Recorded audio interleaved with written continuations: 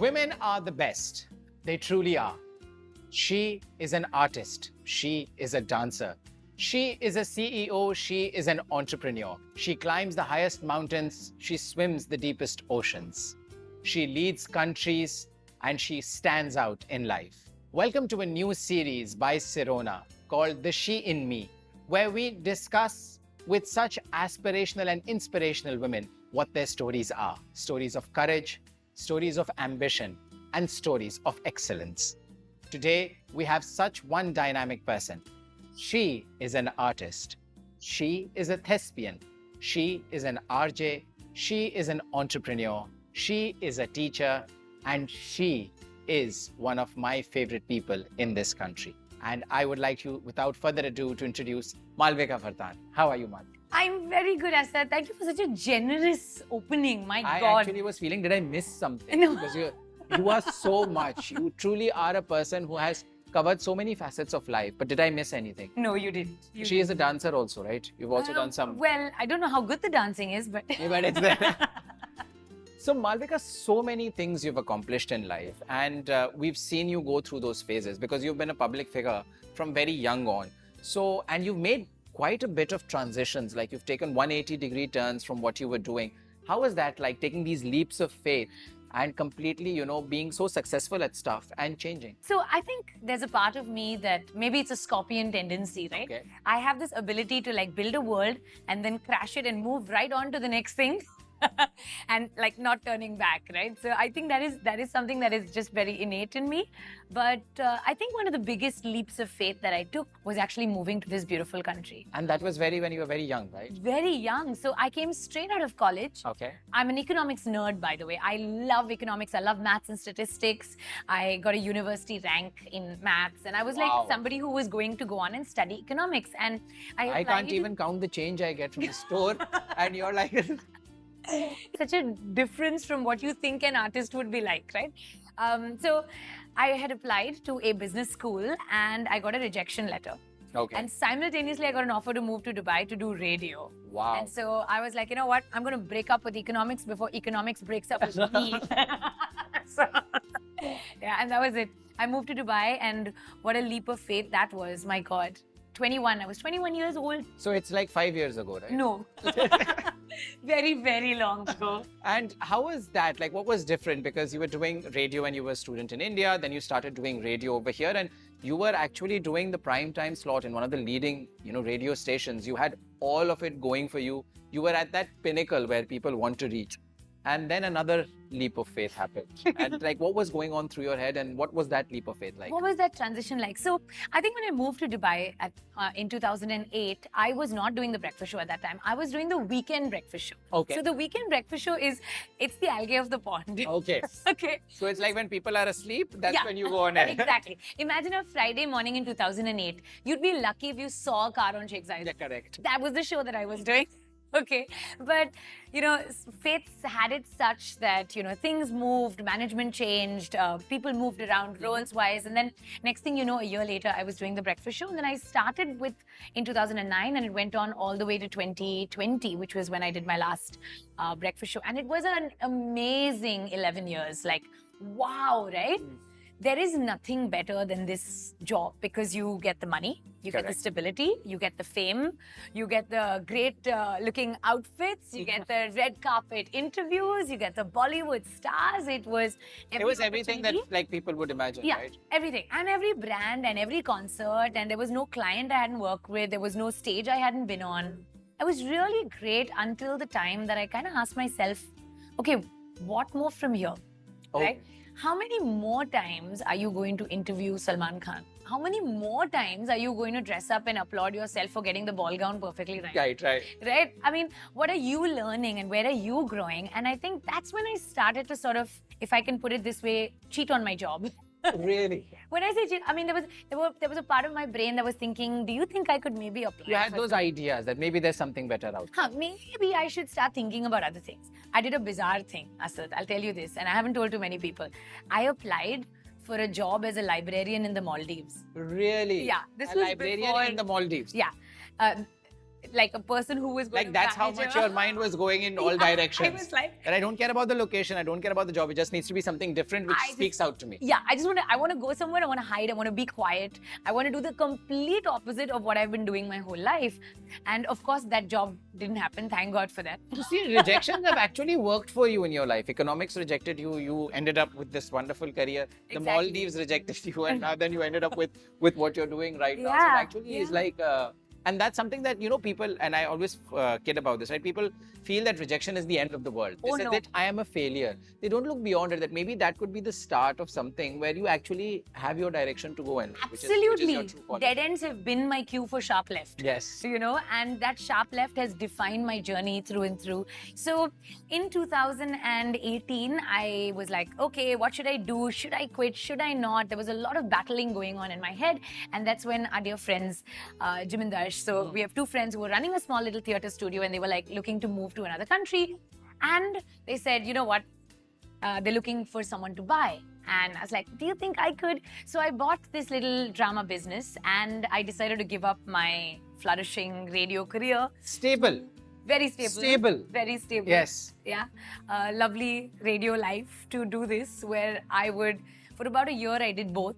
I would do this magical radio world in the morning, be interviewing celebrities, blah, blah, blah, and then go into a class in the evening and teach little children how to say their vowels and consonants and teach them how to act like puppies and cats. And it was crazy. And then the Hive saw tremendous success in those few years. And then, I transitioned to being a full-time entrepreneur. And I'm so, so glad that I did. I'm so glad I did. And with this, now, obviously, for people who don't know, the Hive is a theatrical space where you give classes, you do performances, you teach children, you teach young adults, and you teach adults as well.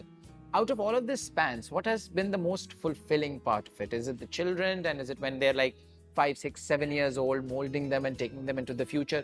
Should they start early? Like, what's the most fulfilling part of this experience as a teacher? Wow, I think being a teacher is a better job than anything else. And I agree with that. I actually agree with that. I cannot go back. I just cannot go back. I've become really unemployable because the joy of teaching theatre in the Hive is so much for me that no matter how bad my day is, I walk into a class and everything's all right. All right.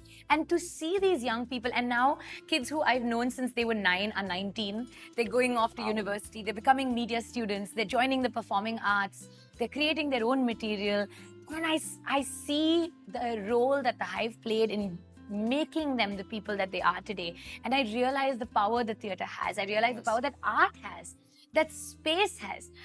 Children need a safe space as such, a place where they can go and be themselves without the pressure of academics, without the expectations of school, without the rules, where we just sit on the floor and sit in a circle and we chat about life. And I think that's what theatre offers children, and that's what makes them into confident adults. Young adults. And people who have found their authentic voices and are ready to say to the world all the ideas that are going on in their head. So this expectation, it's very interesting, right? This expectation first used to be the expectation that parents had, the expectations that were in schools, and the expectations some of your peers, your friends would have on you, right? But today the expectation graph, especially on children, has become very broad. Social media, all the things that they consume on TikTok, Instagram, all that content, all those stories are adding incremental pressure to them. How do children these days, and especially, young girls, because sadly, social media puts more pressure on women than it does on men. And that's like, it's no secret. How do these young girls come in with, these constant pressures of the social media of being perfect? And then how do you help them in their journey? And what should they do to navigate themselves through this pressure and rise above it? A lot of the kids I speak to feel like their parents just don't understand. Their parents say, what's the big deal? We've also been through exams. We've also had to apply to university. What is so great about the pressure that you're going through? But I think what parents don't see is that you're right, the expectations are unbelievable. It is not enough anymore to just get a 90% in your board exam. Correct. You've got to get a 90 and play football like Ronaldo and be a singer like Taylor Swift and look like Kim Kardashian and have a social circle and be on top of all the news in the world and be woke and say the right thing and never do anything wrong. The pressure is unbelievable. It is unbelievable. Right? That's number one. Number two is, I've had girls in my class come up to me and say, I just don't think I'm beautiful because I don't look like you. I don't look like people who are on screen, on my TikTok and my Instagram screen. And the point is, we didn't look like that when we were 11 either. I still don't look like that, but that's okay.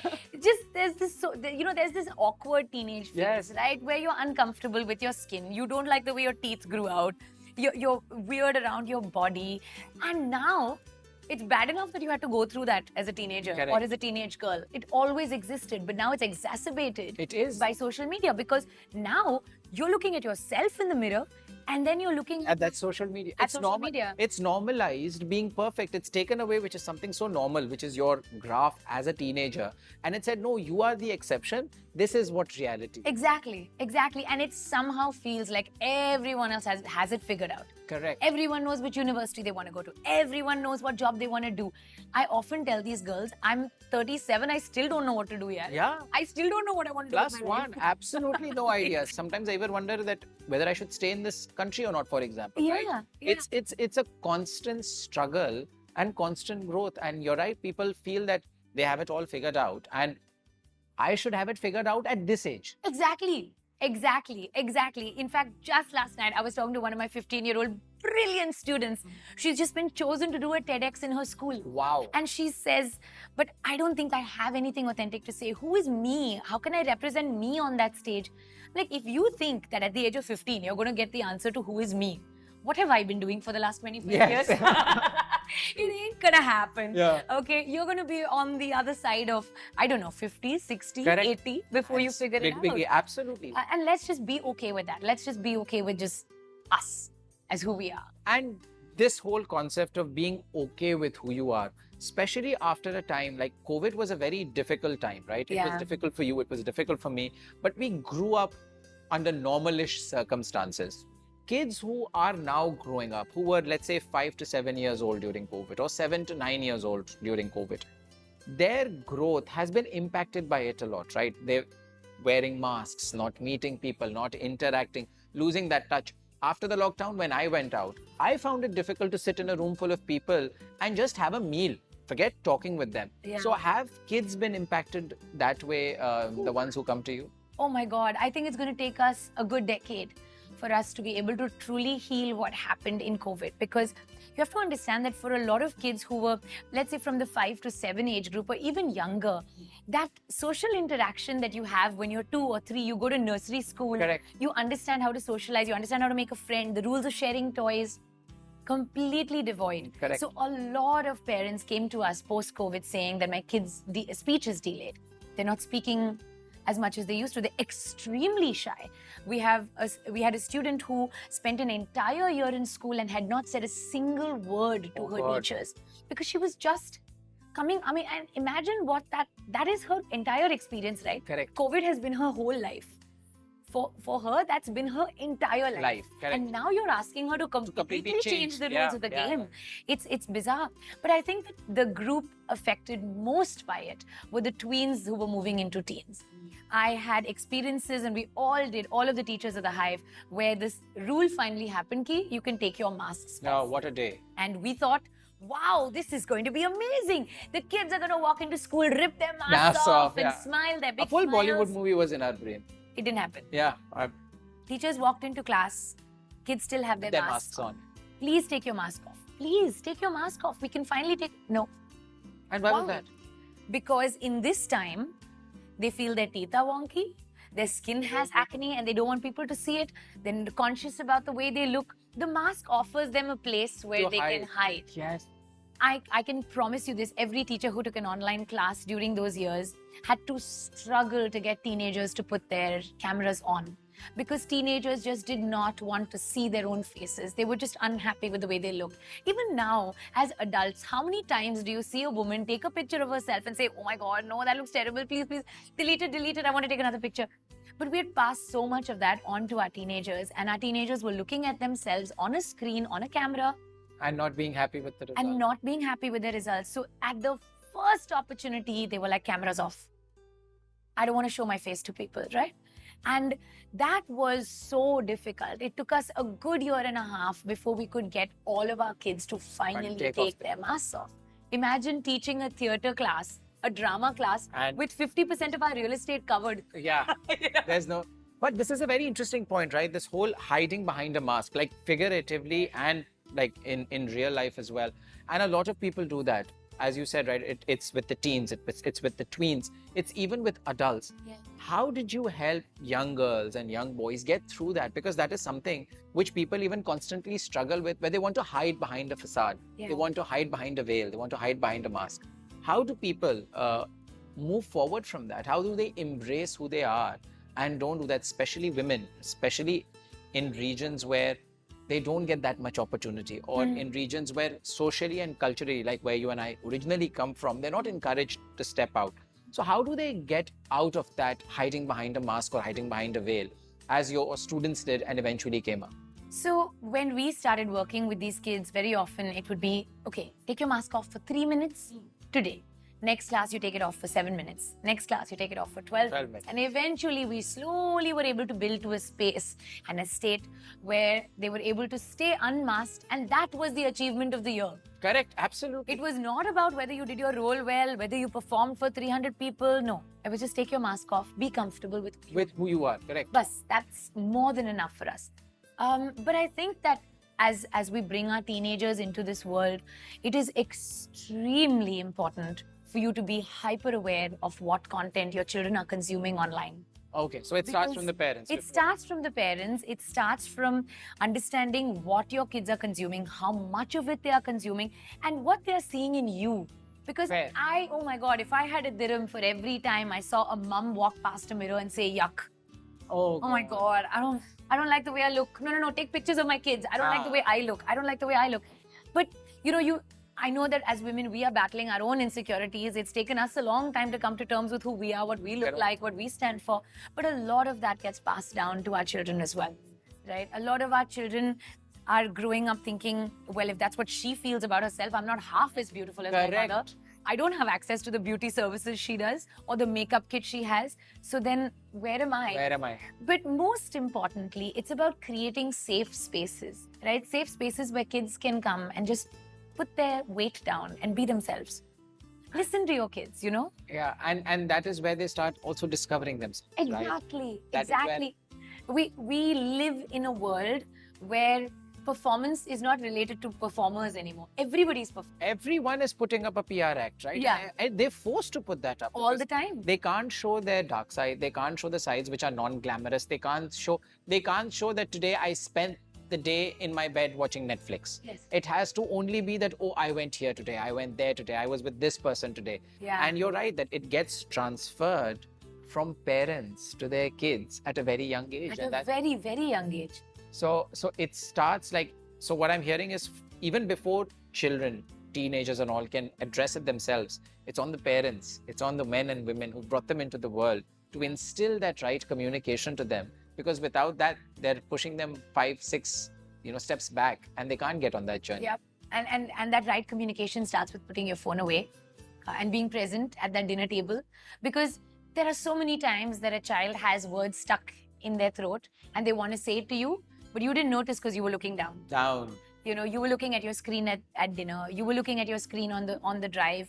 And I think kids are yearning for just eye contact, for someone to say, hey, I see you, I hear you, I get it. You're going through something right now, and that's important. So just put your bags down, sit down, tell me how your day was. Talk to me about what's going on. And creating a safe space is not something that happens with a smart board or a horse riding class or a cool swimming pool in your backyard. And that too people do for the gram. Yeah, exactly. That too they do for the gram, not for their kids. Yeah, and there is a trend out there now of sharenting, right? Where you're not parenting, you're constantly walking around with a phone behind your child. Very interesting word, sharenting. Sharenting. Let's patent that, sharenting. I think someone might have gotten there before us. But I see that so often. Sometimes I walk into like a performance class or like a parent-teacher meeting, and there are parents watching the entire performance with their phone out. Right, I've seen people do that, and I'm like, if you had to watch it on a screen, why are you here for a live medium? Yeah. And that's your child performing, like just put the phone down. Put it out. And normally there is a video being made somewhere, Yes, right? Professionally, exactly. which will be given to parents. Yeah. But it's not just for shows, right? That's the scary part. for the kids. It's everywhere. It's every day. It's all the time. Your kids are constantly feeling like they're being watched and they need to perform too. If we had a camera following us around 24/7, would it impact the way we behave? Absolutely. Yeah, would it allow us to be our true, full, authentic selves? We will, To just do embarrassing things or sit in an improper way or like put our feet up or say something politically incorrect because we just felt it at that time. We're robbing our children of that ability to be their authentic selves. So we can't be alarmed when in their teens they're having a mental health crisis. Because, hey, hold on, did we make the space for them to trust us? to express themselves and to express let it out, themselves. right? Exactly. And on this part, right, that women do have more pressure than men, and even at an older age, right, it's the mothers who carry that for whatever reason, and then they transfer it to their children. The parents that you meet, right, especially of these younger children, what's the first advice that you give them in terms of how to interact with their children? Safe space, definitely. Be more engaging, definitely. Yeah. But is there something which, especially in this region, do you see that there is some big miss? Because this region is a region which is only coming to terms with, you know, the whole empowerment, the whole moving forward ahead with the times. And also UAE is very expat.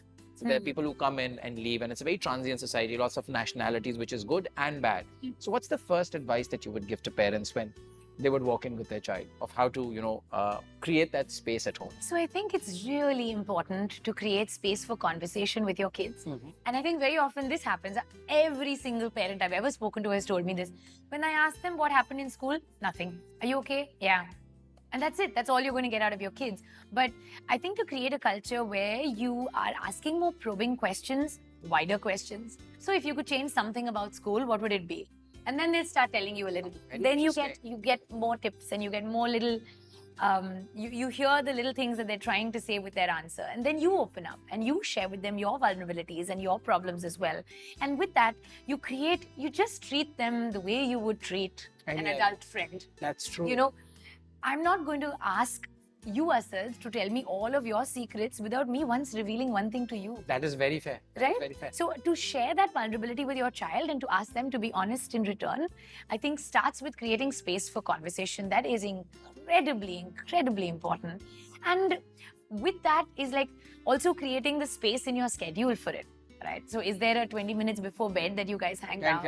Is there a walk that you go for? Is there a way you can build it into your schedule that every morning, maybe in the car, you guys have a particular chat, or maybe you just build it into their routine, just build it into their daily. Where they know that now at this point in time, I will get that time with my parent to express myself. Yeah, and it's not like I've got 5 seconds to say what I want to, and then after that I've lost her, she's back to her phone. Or I've lost him, he's back to his meeting or his phone or his device or his laptop. So I think kids just need a bit of room. They just need a bit of space and a little bit of breathing and a little bit of just space to literally open up. You know, space is a factor of, opening up is a factor of space. It's how much space you have that will define whether you sit like this or whether you sit like this. It's the same thing for emotions. Absolutely. You know? Absolutely. Give them a bit of space and soon they will open up, and it won't happen overnight, but it certainly will. So these are, obviously these are the challenges that kids face, but you work with kids and I'm sure that you've seen some who have blown your mind. Oh, yes. When was the last time a student of yours, young adult,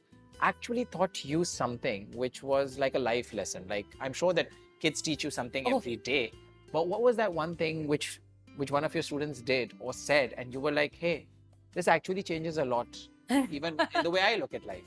Yeah, it's little things, it's tiny things, really, really tiny things. Yesterday, or it was the day before, one of my kids walked in and he wanted to buy something, like one of our uniforms or something like that at the Hive, and he said, I'd like to negotiate for a better rate, please. Wow. I was like, I should have negotiated more in life. Financial pro tip 101, I should have started really, really young. I can't negotiate today. Exactly. I just can't. I was like, wow, I'm so impressed. I just take it for free. Just because you said that, I've done something right. If you've turned around and you've said something like that, it's so small, right? But it's amazing. A similar story with one of our teen interns. She'd been interning at the Hive, and I remember the time when she said to me that, look, I know what you're paying me as an intern, but I think I deserve more, and here's the value that I'm bringing to the table. And I couldn't argue with that. That was girl boss pro max. She was like, this is what I'm worth, this is what you pay me. Yeah, exactly. And they're not afraid to have these conversations, and I feel like just in that, we've done something right. And this comes to a very interesting point, right? That this negotiation, this financial independence is something that you've advocated in your TED Talks, in the previous times that I've heard you. Financial independence, you've said, was the core for you to express yourself. Like, it was the foundation. Absolutely, yes. And you found it late. Very late. Very late. I'm still learning. I was learning. I'm still finding. I had to change the metro 2 times to come here. But this financial independence, for people to express themselves, to be comfortable with where they are, how important is financial independence? Because a lot of people today either are entitled or take it for granted, especially in developed countries. They take it very much for granted. But how important it is for an individual, for a young woman, let's say that she's just come out of university, she wants to express herself, explore herself. How important is financial independence for a woman, a young woman in today's age? I could talk about this for years. And I've thought so much about it. And I'll tell you stories that I hope will resonate with our audience. So when I first moved to Dubai, right, at the age of 21, I started on a starting salary, what all of us get when we first move to the country. So overwhelmed by the numbers, the sheer multiplication into 12 at the time, which was the exchange rate. I could not fathom that life was so expensive, right? A dinner out would be what I spent for the entire month. Month over there, yeah. Yeah, and like, but you get so swept up in the Dubai life. And so many options. The options are ridiculous, not just in the UAE. And you can never keep up. You can never have enough. Absolutely. You can never have a shiny enough car, a big enough house, a fancy enough watch. You can never have the coolest shoes because there's always someone who has a little bit more than you. And I know in those first few years, I wish I had managed my money better. I wish I had been more frugal. I wish I had made better choices with my money. But most importantly, I think what women do not talk about is the importance of having a separate account. Whether you're married, whether you're in a relationship with someone, whether you're working, whether you're a stay-at-home mom, keeping money aside for yourself is the #1 priority. Because I feel like women constantly, someone needs it, mom needs it, dad needs it, my husband needs it, my kids need it, and boom. It's all gone. Yeah. There goes all your money and you're starting off from scratch. If I rounded up all the women in just this space right now, and I asked them, do you wish you had learned more about money earlier? Do you wish you had behaved with money a little bit better for yourself? I'm sure you would have said yes. Yes. I'm sure you would have said yes. And that's the story of financial independence I want to tell our young girls, right? When I moved out of city to buy the business, it was a huge financial move for me. Yes, it was, absolutely. Not only are you giving up your stable income, but you're taking whatever you had and putting into something you have faith in, but financially you're like maybe negative. Exactly, right? You're in the negative, right? And you're getting into a business in the arts. You are starting a theatre studio. What? Which is still growing over here, right? It's not like, with all due respect, right? It's not a Broadway, it's not a West End industry over here. It's still growing. It's not even real estate. Yeah. Where you know, you'll make some money out of it. Or you'll see some profits, right? Real estate is a lot of money these days. That's true. But I think being able to sit down with women I trusted to really look at my life, one of the most important exercises I did when I was quitting my radio job is that my sister told me, like, sit down and measure your life in money. How much is it going to cost you? What is your life about? Brilliant. How much is your rent? How much is your car payout? What is your gas going to cost you? What is your food going to cost you? What are the services that are truly important to you? If you scale down your life, what is it really going to cost you?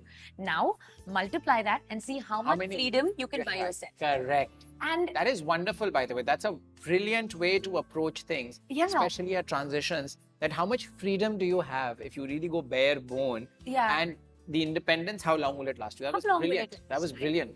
And that's such an important exercise because I see so many people who are caught in their corporate jobs and they're like, I can never leave. I have too many responsibilities.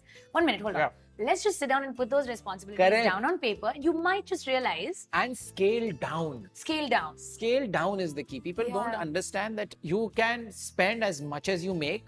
And still not be happy. And still not be happy. And if you go bare bone structure, like the basic necessities, rent, electricity, gas, car, food, you'd be surprised at what that number turns out to be. You would be really, really surprised. But it's so interesting that you as a woman went through that transition and your sister again as a woman, because normally in the construct today, it's a man coming in being like, let me tell you what to do with your money. I don't have any, but I'll tell you what to do with your money. So that is so interesting that these beautiful decisions and the right decisions that you made was all women power around. Absolutely. My mother still manages my money. How lovely. Whenever I She save a manage little, yeah, absolutely, she'd love to. She's a genius at it, banker her whole life. Fantastic. But I think that's it, right? Women are told constantly that you're not good with numbers, you're not good with money. And if I could round up all the times that I've heard women say, I'm great at my business, don't ask me about the numbers. Yes, I'm so good at my work. And that could be something as simple as a beauty salon or a makeup artist, where you say, I'm beautiful at my craft. But don't ask me about numbers. I don't want to talk. And it's so counterintuitive, by the way. If we go back 30 years, again, in this region, South Asia, women were running the house, right? It's always not been glorified or given the right importance, but they were given a lump sum from their husband. And from that, they took out a little bit and kept. They kept savings and they made sure that with that money, the house runs perfectly. If there is one time they manage that, they make sure that nobody in the house, especially their kids, are in a space where they're like, oh, I wanted that, but we couldn't afford it. They always had solutions. So they actually have been the real financial institutions and the ones running the finance for the past like 4-5 decades. And this is exactly why I think women make great business leaders, because frugality is so deeply embedded that, you know, none of the women on my team will pay 5 dirhams extra for something that they think they can get cheaper. Yeah. Because it's so deeply ingrained that I'll just try and get something a little bit more of a little more value. A little bit more value. Let me negotiate a little bit more. Whereas men are incentivized to play risky, which is to play big, to gamble it all. And those are the men we appreciate. Whereas there is a male chauvinistic thing as well, by the way. If I negotiate, my manhood is less. Yeah. This means I don't have, I've seen like a lot of men will go and something which is for 5, if they're asked for 10, they know it's for 5. But they will pay 10. Because they're like, how can I? He will think I'm poor. And that thing, like, again, you're right? Even that translates into business. Yeah. Because they want to play risky. They want to play big. And they don't want to be in a place where they say, I can't afford it. Here's another thing that I'll tell you. If you have a pot of money and you want to see return on investment, give it to a woman. And I'll tell you why. Because women will protect your money much better than they'll protect their own. Because women, and I've seen this across the board, right? Anybody on any team, you ask a woman to negotiate for her team and she will do it like a lioness. Yes. She will make sure she drags that issue down to the bone so that her team can get what they fairly deserve. But when it comes to herself, she's like, look, I've done my work. I don't see why I need to justify a raise. You should see my work and you should know what value I have. Why do I have to justify why I need a raise? And that's what holds us back, right? Because we don't want to ask. We've been taught, don't put your hand out in front of anybody. Don't ask for money. That's a very bad thing to do, right? You want to stand on your own 2 feet as an independent woman. We're never told, put your hand out, ask for more. Ask for more. They will give you more. Just you like rightly your deserve it. Just like your intern. Exactly. Exactly. And that is where I feel, this is what I feel, right? That there is a shift happening. Yes. Where women are coming out, sports people, corporates, that why are we not getting our fair share? Yes. Right? Yes. I know that there is this school of thought which says, like in sports, that women cannot make as much as men, which is again a school of thought that they have. But the fact that they're coming out and being like, we're not happy with what we are getting. Fine, the advertising money and all that is coming from. But excuse me, we're playing the same sport. We're putting in the same hours. Putting in the same hours. And in some countries, the women's sports teams are actually winning more than even the males. Exactly. Right? Exactly. So it's a good shift, and I'm so happy, that you've put it out there, that financial independence, asking for what is right, creating these safe spaces, right, for women. Because we talk about this macro issue and how to fix women on a broad scale, but it always starts at home. Yeah. It always starts It also starts with teaching men how to react to those conversations. Bravo. Because when a woman in your team is coming up and asking for a salary increase, correct, how are you reacting to it? Bravo. When your wife is making more money than you, do you hiccup mentioning that at a party? Correct. Do you ask your wife before you make financial investments? Absolutely. Does she know exactly what assets you've invested in? Correct. Do you have, no matter how healthy your marriage is, do you have an understanding of what belongs to whom? To whom? And if there were, is there an exit clause? and who would take what. What? Right? Are we so afraid? Are our relationships so fragile that the moment we bring up transactions, It just becomes. we're going to break it? Becomes very awkward. Yeah. Yeah. I mean, how many times have you heard that there are women whose businesses are bankrolled by their husbands or by men, Many. but when they have to take a decision, they have to ask their boss, Yeah. which is the person investing, right? And that's so unfair. It is. That's It's so very unfair. I heard a beautiful analogy, Asad, on a podcast recently, where somebody said that even if you are not earning money, if you're a stay-at-home mom and you're watching this, think of it this way. He is the CFO, you are the COO. Correct. Right? You are the operating officer of this house. You understand how it functions. You understand Every single thing down to the T. You know, down to the tea, Yeah. down to the groceries, down to the kids' schedules, down to which mother-in-law, father-in-law needs what present at what time, which cousin needs It's to a be. science, right? That this month is this anniversary and something needs.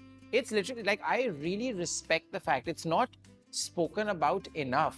But the fact that every woman who's running her house, how she manages it Yeah, with whatever is given, yeah. there is no request for a budget. And can you negotiate for a raise? Absolutely See? not, right? At work, you can go in and say, I'm sorry, I'm unhappy with this salary. I've got a competing offer and I would like to take that if you don't raise my salary. What happens to a wife? And there's no budgetary request as well, right? And you can get a project at work Yeah. and they give you X and you're like, it can't happen in X, I need X plus something, right? Yeah. But at home, this is what it is. This needs to happen and I need to make it match, and it matches, and that is beautiful. And I think you're absolutely right, that men also need to like change drastically Yeah. to have these conversations, to be that flexible, Yes. to understand And to listen. and to listen. To just listen, right? To listen and to kind of take that in and ask themselves what they're doing to fix it. Because if they don't, their daughters are going to be asking them some very difficult questions in a few years, and they better have some answers ready. Well, on that thought, listening to you, and I hope that even the men that are watching this have listened to you, we'll go into one last segment, Sure. which is the Sirona series of questions. Ooh. This is like rapid fire, lots of questions, which we will, like life throws issues at you left, right, and center. I will throw questions at Lovely. you left, right, and center, and let's go for it. Teaching or acting? Which one do you like Teaching. better? Full stop. Love it. So my next question was teaching or radio, but I think teaching is the Teaching, number one. teaching. After that, maybe a bit of radio. Radio. Your biggest cheerleader? My biggest cheerleader was always my dad. He thought everything I ever did was fantastic. It's very important to have a mum who compliments that dad, who's very critical of my work and will tell me straight up if she thinks that I've done That's some something nonsense. But that's a good balance to have. You're absolutely right. balance. The favorite role that you have performed, whether in life, on stage, on screen, anything. My favorite role has been that of a teacher. By I far knew that the most fulfilling thing you can do. Okay, then your favorite role that you have done on stage or screen. Rather than a play, I'll talk about one of the pieces that I really enjoy bringing to class, and that's Maya Angelou's poetry. Still I Rise. It's by far, it gives me goosebumps every time I take that script into a classroom to make it come alive on stage, every single time. What's the first thing that you think about in a day? The first thing I think about when I wake up, Hive. What's the last thing you... Hive. I'm married to my work, my child is my work. Everything is my Everything work. is my work. We should Very end this unhealthy. interview and just be like, Hive, Hive, Hive, Hive, Hive. What is one thing you should never say to a woman? I think you should never underestimate a woman. There is no woman. I was recently doing an interview where someone said to me, we've gathered all the empowered and ambitious women to do this interview. And I thought to myself, I don't know any woman who isn't empowered or ambitious. The question is, how far did her ambition get her? Correct. From what depths did she have to rise to get to where you think is normal today? That's the question. Don't underestimate her. What's the most obnoxious thing that you have ever heard or has been said to you? Met someone, and this was in a romantic context, who said, oh, it's very sweet that you have a drama studio. Is that your hobby? It's like, no, it's an extremely successful... This is my hobby, what I'm doing right now. and profitable business. Thank you very much. This is not a hobby. No. Building on that, what's the worst pickup line that has been used? Oh my God. I don't think people use pickup lines anymore, But but... trust me, they do. Try But- sitting outside at JBR during the evening. Really? Oh, what Really? happened? But I did once end an evening. I was on a date, and when I discovered the political leanings of the other person, I had to leave. Yeah. Okay. So, So- don't talk about business with me. Don't talk about politics with Politics me. with me. Don't underestimate me. Unless you agree with me, in which case that's Then again. it works out. And the last question is that for all the little girls who are trying to explore themselves, to bring out the she in them, to bring out the she in me, is there any message that you'd like to give them? My message would be read. Read, because reading is a great opportunity to live a life that you don't already have. In our lives, okay, we need to build our own narratives. We need to see where our story goes. And a lot of that starts with the words and the language that you use to describe your own story. And very often as a young person in the world, you feel like nobody gets me. True. No one's like me. I'm different from everyone. But pick up a book and you will realize that your imagination can build a narrative for you. It can build the future for you. You will visit it first in your head and then you will visit it in real life. So read and talk about money. Get yourself a separate account no matter what age you are when you start. Don't be afraid to talk money. Talk money. That's so beautiful. Financial independence, cultural independence, imagination independence, and expressing yourself. That's beautiful. That's like the palette for a lot of people who are looking at it. Thank you so much, Malavika. Thank you, Asad. Thank you for having me. Pleasure. It was a pleasure. Thank you, everyone. That was another episode of The She in Me, a series brought to you by Sirona. We'll be back with another episode. Make safe spaces for your children to express, encourage them, and as people read and think about money. Thank you very much. Signing off. Bye-bye. God bless.